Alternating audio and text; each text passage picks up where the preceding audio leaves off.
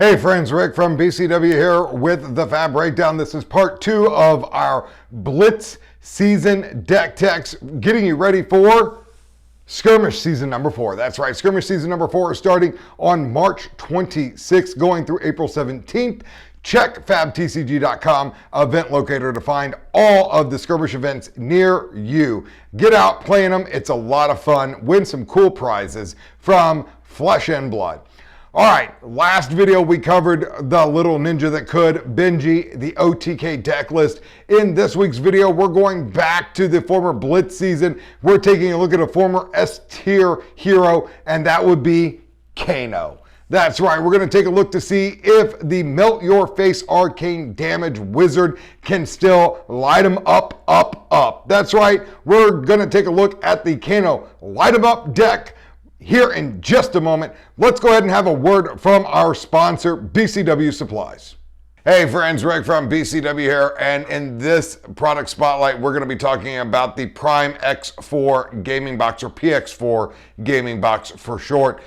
This is my preferred way of storing my Blitz gauntlet, if you will. So let's go ahead and talk about this. This box actually has a nice latching lid here. This will actually keep the lid closed. When you open up the box, you have these 4 feet right here. These actually sit right above the cells where the cards will be in the deck box. Now, this is going to give everything a secure feeling. Nothing's going to shift around with the lid closed. You don't have to worry about it coming open. And then once inside, we do have a removable dice cup. We have 4 cells that you're able to store your decks in. And this is Benji, Kasai, Kano, and Viserai. We have these red removable dividers. Now this is very crucial depending on how you like to transport your equipment or your special hero cards. You can actually remove the red dividers in here. It actually has a little spot right here underneath where the dice cup would normally sit, and that's a place to store that extra divider. And why would you want to store it there? Well, maybe you have cards in magnetic card holders or in top loaders. You can actually fit them into the top of the box. Once the lid's closed, they're not going to go anywhere. You're able to keep everything in one deck box. I love this deck box for being able to take a gauntlet of decks to either teach people how to play the game or being able to test with people for upcoming events. So if you're interested, head on over to bcwsupplies.com. Look for the PX4 Gaming Box. Order yours today.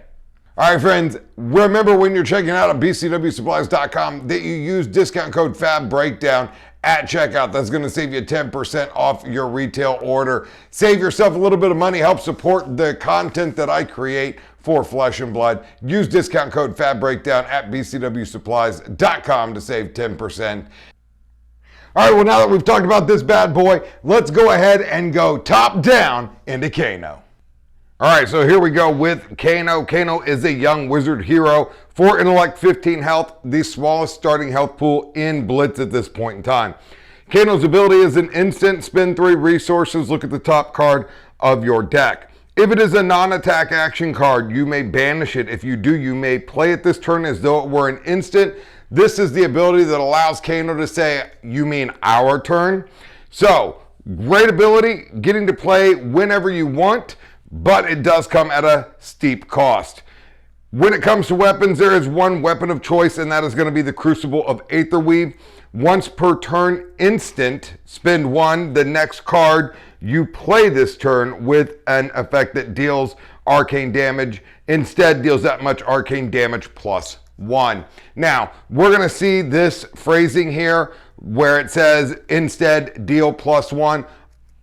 I'm just going to refer to it as plus 1 damage to arcane. So just to give you a heads up, if I shortcut it, it's worded this way on almost every card that pumps damage. It's either plus 1 or plus X, same difference. When it comes to headgear, there are 2 headgear pieces that I use in my Kano list.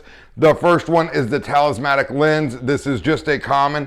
The Talismanic Lens is instant. Destroy Talismanic Lens up to Opting is very important, especially when you're activating Kano's ability, and this being an instant is absolutely amazing for Kano because that means you're able to do it on your turn or on your opponent's turn or in the process of doing something else. So I do really enjoy this ability.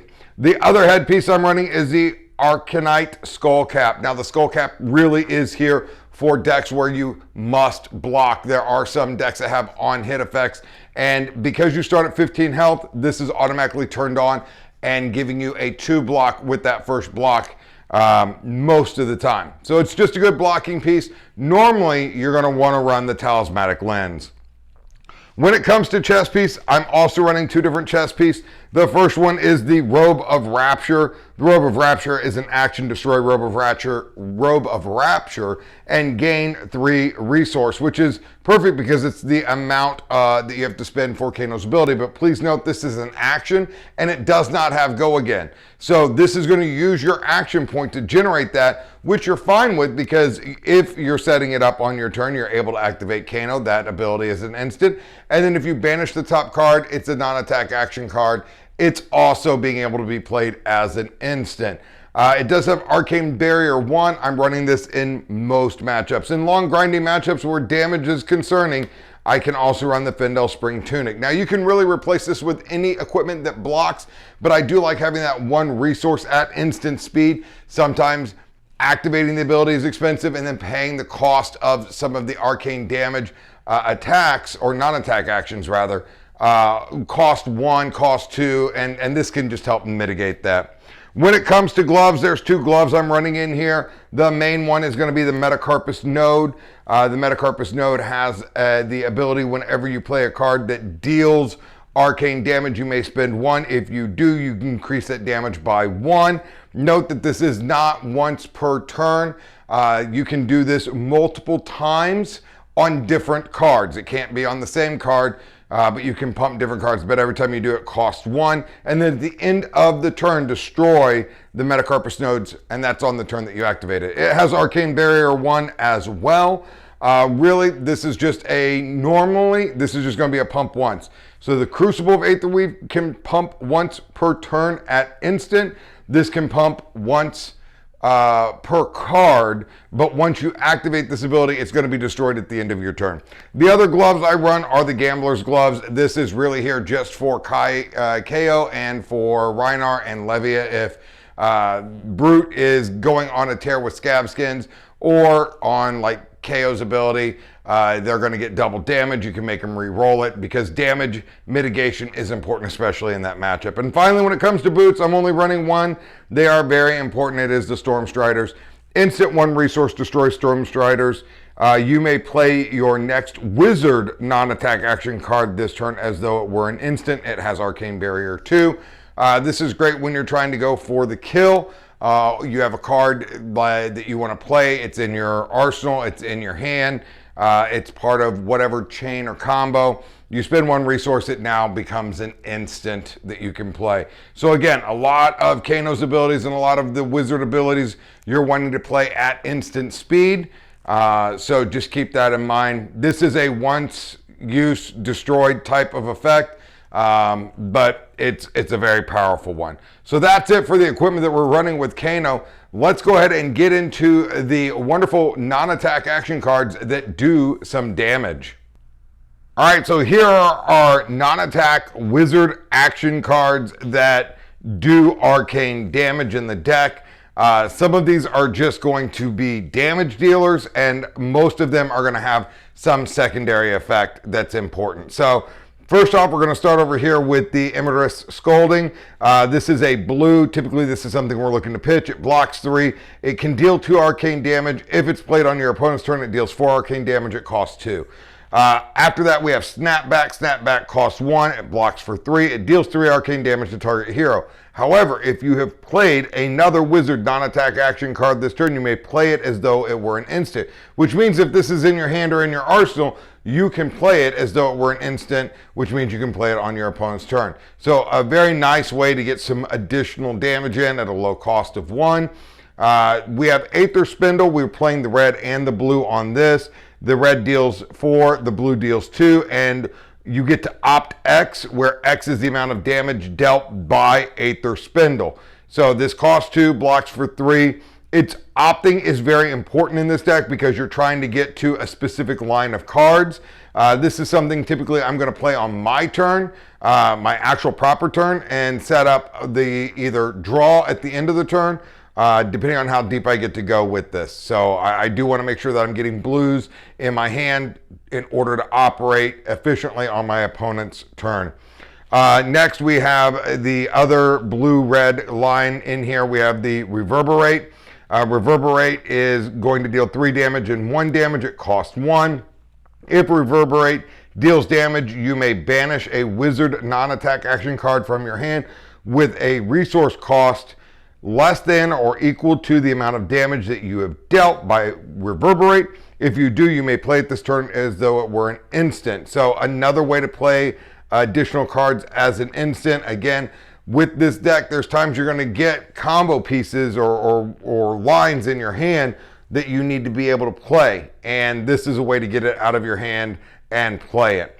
Then after that, we have Aether Flare, another one that costs 1, blocks for 3. It deals 3 arcane damage to your target opposing hero on the red, deals 1 on the blue. The next card you play this turn with an effect that deals arcane damage instead deals that much damage, plus X, where X is the damage dealt. So this is a plus X modifier, just stacking layers of increasing the damage as you're going. So these are the ones that are here kind of for pitching. They're chip damage. They're setting something up, like the Reverberate will get a card out of your hand that you wanted to play. The Aether Flare is going to give you another buff. The Aether Spindle is going to allow you to opt and dig. All right, so now we're going to get into some of the more specialized arcane damage cards, starting with Sonic Boom. Sonic Boom is absolutely amazing and classic constructed because you have more time to set up your deck and opt and pitch and sculpt your hand. But what Sonic Boom says is it costs 2, blocks for 3, deals 3 arcane damage to target opposing hero. If Sonic Boom deals damage, look at the top card of your deck. If it is a wizard non-attack action card, you may banish it. If you do, you may play it this turn as though it were an instant, and it costs X resource points less to play, where X is the damage dealt by Sonic Boom. So it's a way to get a discounted arcane damage or another wizard non-attack action card. Again, we're not able to sculpt as much, and because of how quick Blitz is, we're really looking to kill, but this is still a really good card if you see it. I wouldn't sculpt for it, I wouldn't dig for it, but it does allow you the opportunity to have a big damage turn. Next up, we have Lesson in Lava. Now, Lesson in Lava, it costs 1, it blocks for 3, it's a Kano specialization, it deals 3 arcane damage to target opposing hero. If Lesson in Lava deals damage, you may search your deck for a wizard card with a resource cost equal to or less than the damage dealt by Lesson in Lava, reveal it, and then shuffle your deck, put it on top of your deck. Lesson in Lava is a very strong card. It allows you to tutor for cards based on the amount of damage that it's dealt. Normally, when you're going for the combo line, you're going to pair it with Blazing Aether, which we'll get to in a minute. But there are times where this is just good to get more chip damage in, because you're going to put the card on top of your deck, then you're going to have to activate Kano's ability, or it could be something where you played this as an instant, you still have your action point on your turn, and you are able to play Sonic Boom from hand, and you know what the top card is. Before this card, Aether Wildfire, got printed, the combo line really was to play a Lesson in Lava pumped up, to get another Lesson in Lava, and then go get a Blazing Aether, and that would deal a significant amount of damage. But we have since gotten this new card we're going to talk about next, and the lines have really changed. But still, overall, great card to have. Aether Wildfire is the new card from Everfest that has put Wizard just right back in what I think is going to be an S tier slot for the Skirmish season. Aether Wildfire costs 2, blocks 3. It deals 4 arcane damage to target opposing hero. If Aether Wildfire is played during your opponent's turn, until the end of the turn, action card effects that deal arcane damage instead deal that much damage plus X, where X is the amount of damage dealt by Aether Wildfire. Now, this is going to buff everything you see here. But it's not just the cards you control, it's also cards your opponents control. So if you're in the mirror match, this could kill you by you playing it. Just be mindful. If your opponent plays it, you can try and kill them if they're trying to kill you. But this is going to buff every single card that you play this turn. Whereas a lot of the other ones are your next card. This is any card. That's very important. So this is what we're really trying to combo into. We want to get this card under a Crucible effect, maybe even under the Metacarpus node. We kind of would like to have another buff to it. You want to get this in and as big as possible where it's going to deal damage because it's going to buff everything else you do. Next up, we have Forked Lightning. Forked Lightning has 2 instances of arcane damage from one source. Top line says deal 2 arcane damage. The second line says deal 2 arcane damage. Now this is one source. So cards that buff damage, like Aether Flare that says the next card, that's going to increase both stat lines on this. So if you were able to deal 3 damage with Aether Flare, then this is going to come in for 5 and 5. So really big, powerful attack. It does cost 3. It is the most expensive non-attack action card in the deck that we are playing. But it is really part of this combo. If you can play Aether Wildfire into a Forked Lightning and into the next card or last card that we're going to talk about here, which is Blazing Aether, you're probably killing your opponent. And I'll walk through that line at the end of this video. And finally, we're going to talk about Blazing Aether, the other Kano specialization. It says deal X arcane damage to target hero. X is the amount of arcane damage that you have dealt this turn to that hero. So that is extremely important because this is cost 0 and it's going to deal X damage. So when we walk through this line, I'm going to talk about how much damage this could potentially do for 0. Now this is the card typically that I want to have either in my hand or in my arsenal and use Stormstriders, spend 1 to be able to play this at instant speed, just so I know that I have it after I've set up a lot of arcane damage. So we're running 2 of those as well.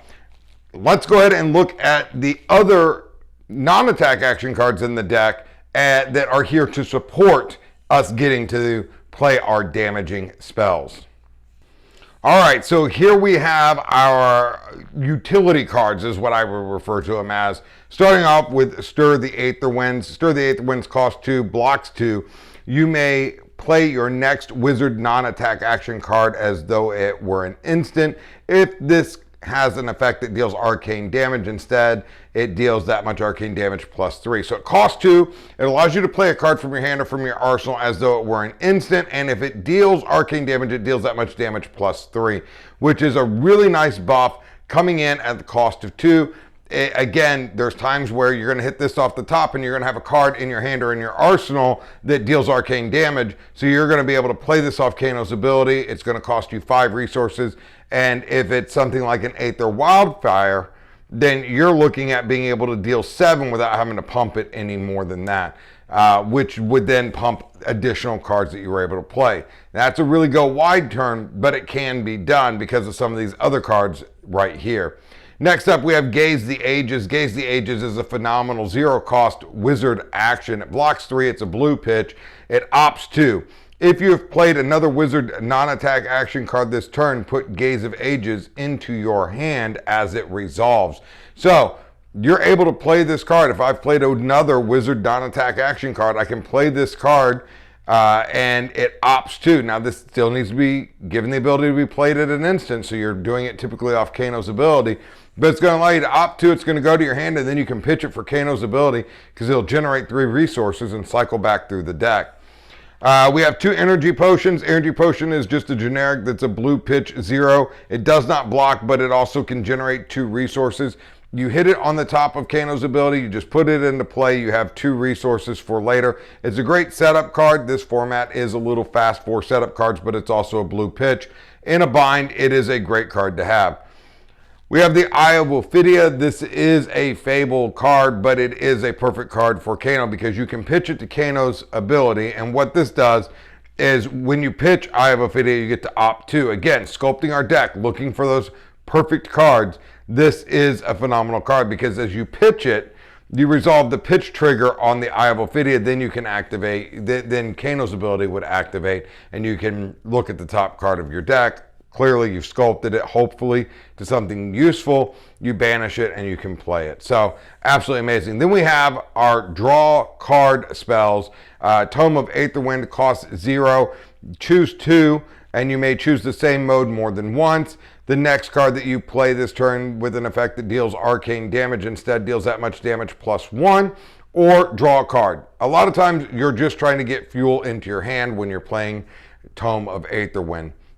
But you can use it to pump. Again, we're talking about fire, how important it is to get that damage up. You could use this to pump that as well.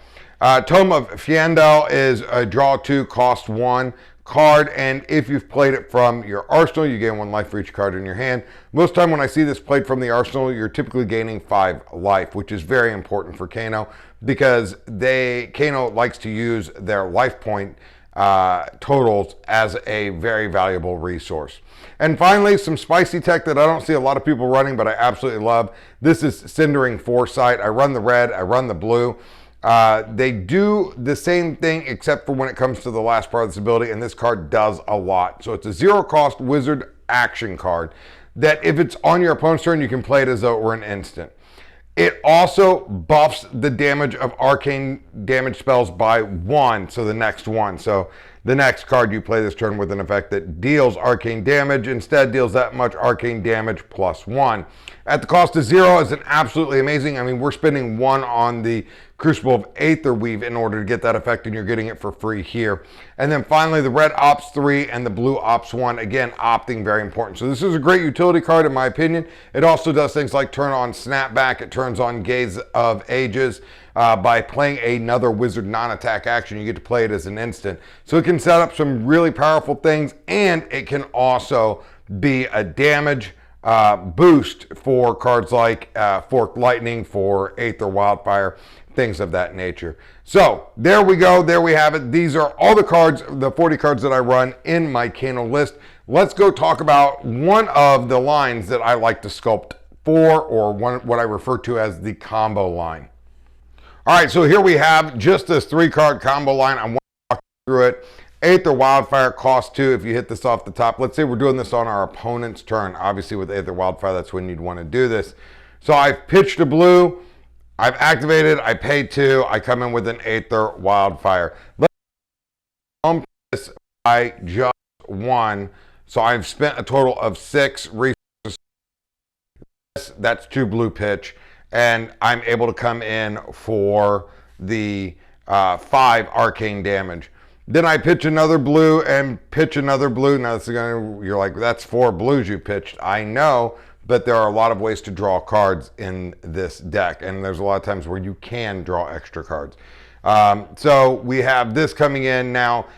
Let's say our opponent had a blue in their hand. Let's say they blocked 3. This is only dealt 2 damage. Now each one of these is dealing 4 damage. So that's going to be 8 damage plus that. That's going to be 10 damage. And then Blazing Aether is going to be able to come in for 10 damage plus 2. So it's going to come in for a total of 22 damage. And that's with our opponent having a blue on their turn for Arcane Barrier 3 to block out 3 of that damage. That's still lethal. That still gets your opponent dead. And that's what I love about this deck. Yes, it's a very specific line, but you can switch it up a bit. You know, you can go back to kind of like that old school mentality with Lesson in Lava. Depending on how many blues you have in your hand, if you can play an Aether Wildfire, let's say it still only hits for 2, you come in with a Lesson for Lava, that's going to come in for 5. Let's say that hits. You get another Lesson in Lava on top. You play that. That comes in for another 5. And you get a Blazing Aether. Now the Blazing Aether is going to come in. That was 5. That was 5. That's 10. That's 12. That's coming in for 12 plus 2. That's 20, or that's 14. So you're looking at 26 damage off this line with being able to set this up. Now it's really resource intensive, but these only cost 1, but you do have an extra Kano activation in there. So you do need to make sure that you are learning this deck as far as how to pitch, how to count your resources, and you really want to set it up on the back of having an all blue hand, maybe having this in arsenal, so you can come in with the Storm Striders in order to play this from arsenal for the cost of 1 to activate the Storm Striders.